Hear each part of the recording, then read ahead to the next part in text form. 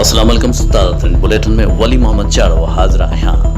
नाज़रीन, breaking news जेका मोकिली आहे असांखे सिजावल खां सलीम मलाह तव्हांजी नज़र करियूं था। सिजावल ज़िले जे रहवासी पोरियत क़ासिम मलाह जी न्याणी नाइला मलाह गुज़िरियल 15 ॾींहनि खां कराची शहर जे कलरी थाणे कराची जी पुलिस जे हद आगरा ताज खां अगवा कई वई आहे। अहिड़ो केस पिणु दाख़िल कयो वियो आहे, पर अञा ताईं अगवाकारनि टोड़े पोरियत क़ासिम मलाह जी न्याणी नाइला मलाह जो को पतो न पइजी सघियो।